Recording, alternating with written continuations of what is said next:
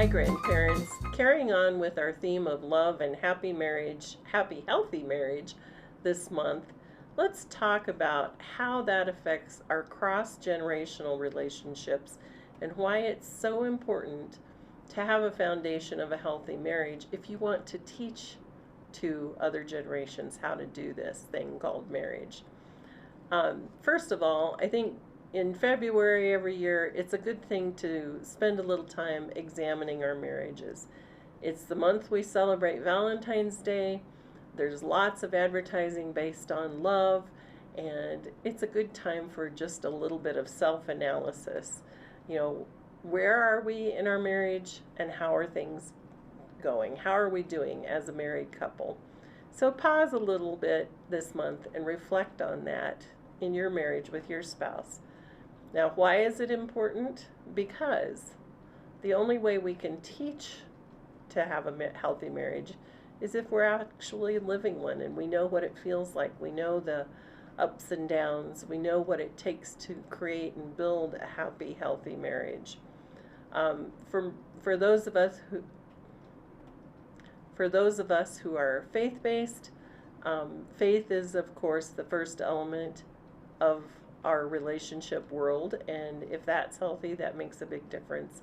But marriage is the next one, and our marriage and how we live it, and whether it's happy, whether it's filled with strife and conflict, that is a key relationship in our life, and it will affect every other relationship we have, whether it be with friends, with our children, or with our grandchildren. So what makes a happy marriage and a healthy one? First of all, it's the ability to be friends. You know, are you still friends with your spouse? Romance is wonderful, but it isn't always a consistent. You know, as you get tired, as you get old, if you're not well, you know, romance can be affected, but friendship is a stability factor in a healthy marriage. Can you be together during the mundane parts of life and be good friends? And then, of course, communication. Have you learned to communicate? Can you model that for your grands? Can you teach it to them?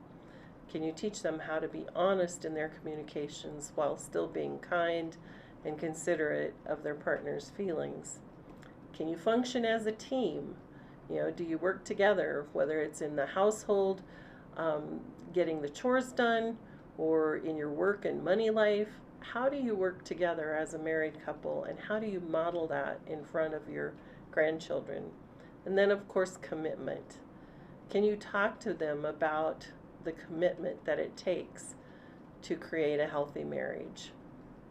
It's really important that we have a healthy marriage and understand what it takes to create one in order to teach cross-generational and build those cross-generational bonds that create healthy marriages in the future. Young people watch and absorb from the people around them.